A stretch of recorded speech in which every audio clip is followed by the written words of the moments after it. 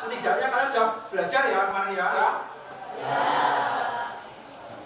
Jasmira? Jangan sekali-kali lupakan sejarah. Semata? Jaya.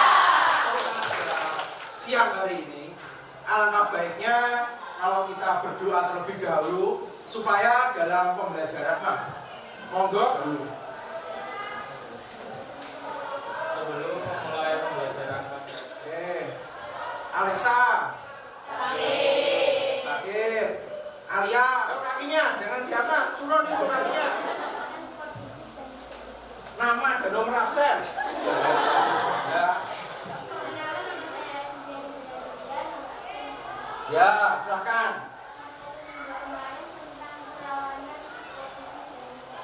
Perlawanan produktivitasnya ya benar-benar rendah ya.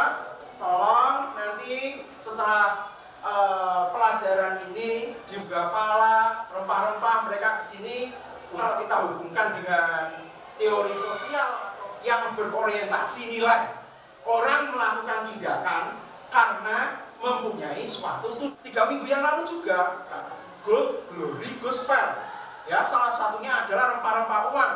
Kalian bilang gitu ya, merkantilisme itu hubungannya sama duit, uang gitu ya. Yang dimaksud emas itu bukan emas beneran, tidak.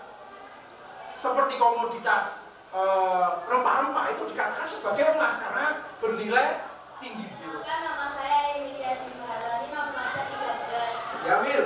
Pak mau tanya soal Alupalaka. Alupalaka kan bekerja sama dengan VOC kan Pak untuk mengalahkan Sultan Hasanuddin. Terus kenapa masih ada yang bilang Alupalaka adalah Sultan? Melihat sejarah, ini kita ngomongkan konteks sejarah. Jangan melihat dari satu sisi saja. Jepang itu sebagai pahlawan atau penjajah?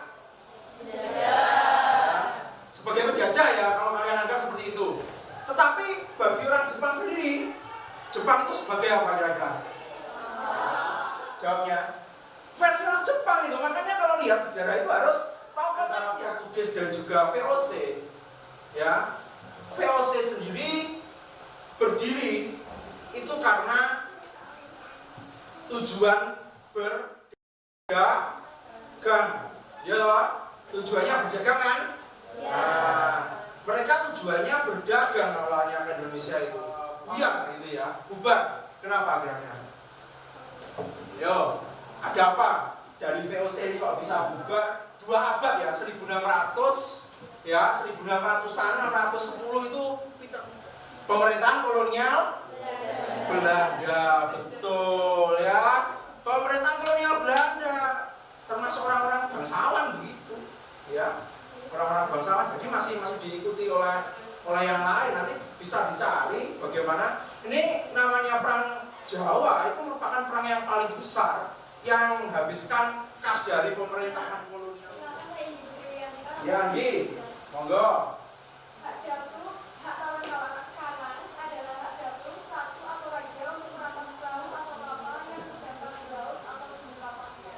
Ini apa? Yo.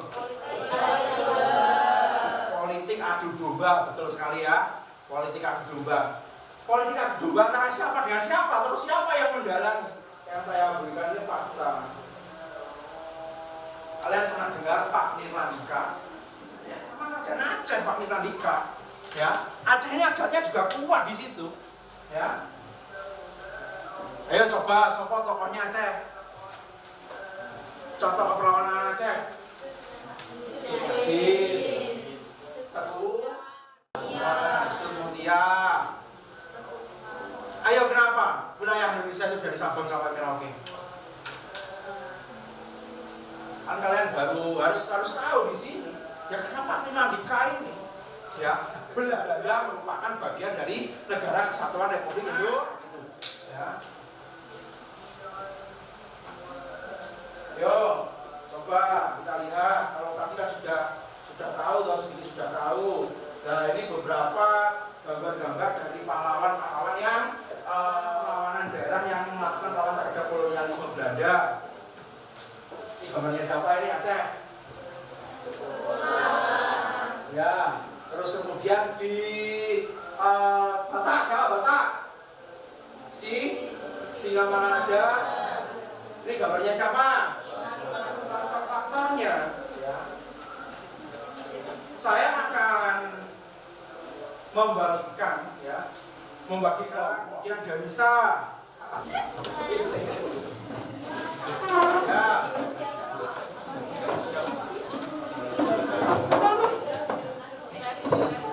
Sudah di tempat masing-masing ya.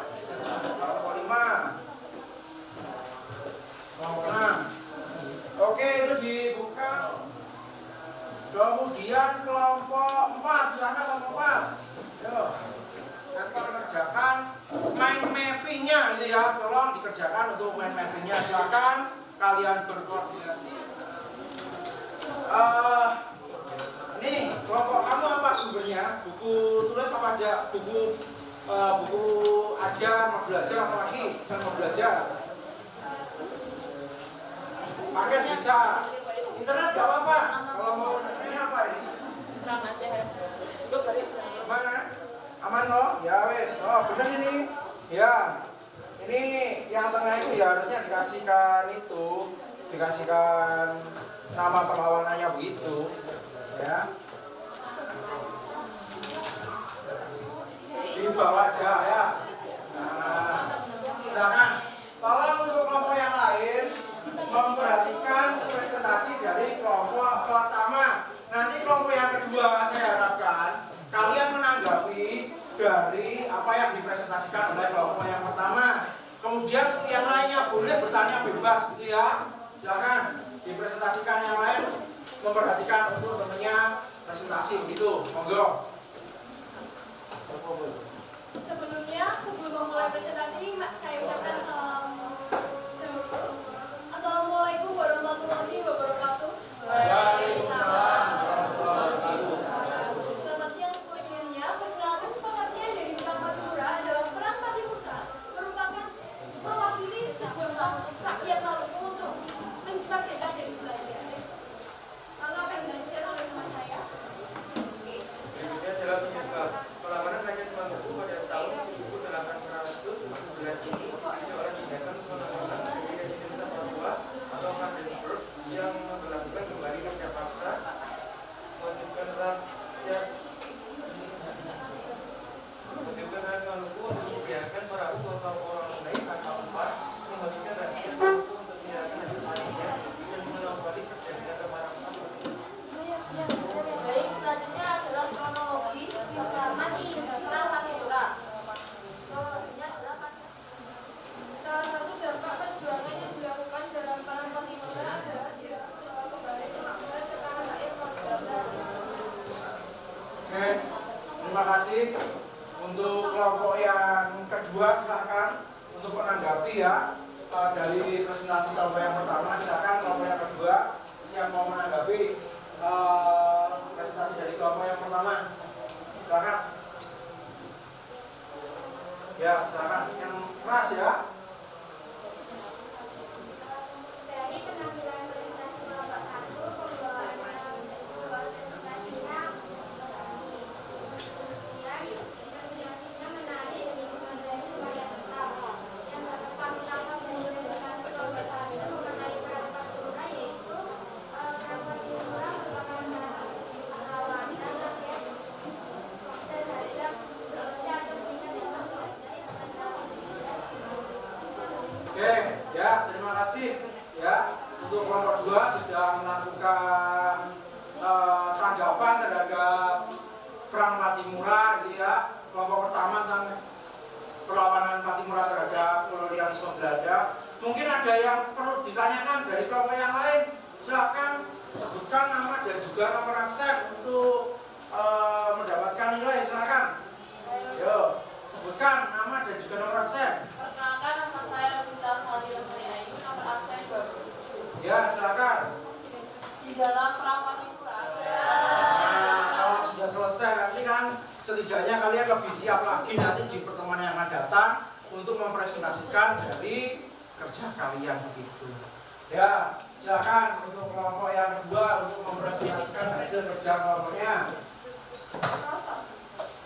Selanjutnya, lalu ada juga staf khusus terjadinya Perang Diponegoro yang pertama. Belanda akan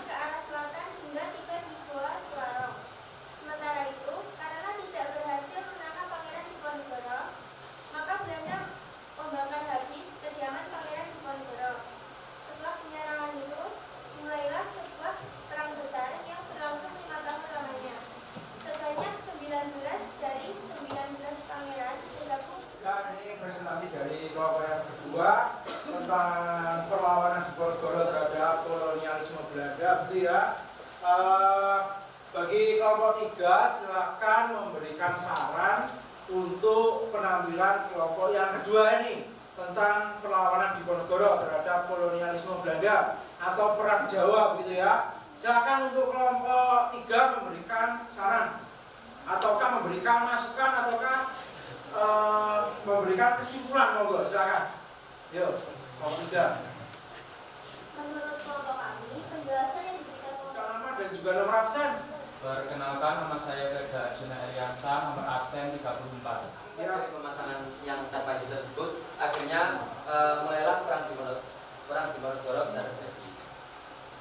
Apakah sudah jelas? Saya sudah, terima kasih. warahmatullahi wabarakatuh. Waalaikumsalam warahmatullahi wabarakatuh.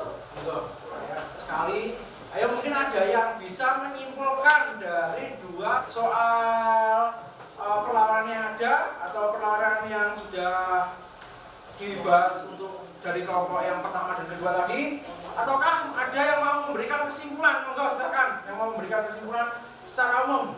Yuk, silakan yang mau memberikan kesimpulan. Silakan. Dan semua pantang menyerah, rakyat Indonesia di berbagai daerah memperlukan perlawanan sengit terhadap kolonial Belanda. Akan tetapi perjuangan rakyat Indonesia belum mampu menghadirkan dominasi pemerintah kolonialisme bangsa Eropa ini semuanya ya, itu baik dari bidang politik, bidang ekonomi, bidang budaya ya, semua harus dipelajari nanti ya, bisa lewat berbagai macam sumber gitu ya, internet boleh, buku boleh dan yang lainnya. Kalau nggak ada yang perlu ditanyakan, ini doanya siapa namanya, sampean, tolong dipimpin berdoa untuk pembelajaran dari ini supaya kembali usaha itu tidak akan mengkhianati hasilnya. Sekecil usaha kalian pasti nanti akan berpengaruh pada diri kalian dan juga kalian akan mendapatkan apa yang kalian inginkan dan juga kalian dapatkan begitu. Terima kasih untuk MIPA 1. Mohon maaf dalam KBM kegiatan belajar mengajar pada hari ini saya ada salah kata ya. Saya akhiri, wassalamualaikum warahmatullahi wabarakatuh. Waalaikumsalam warahmatullahi wabarakatuh. Selamat siang. Siang.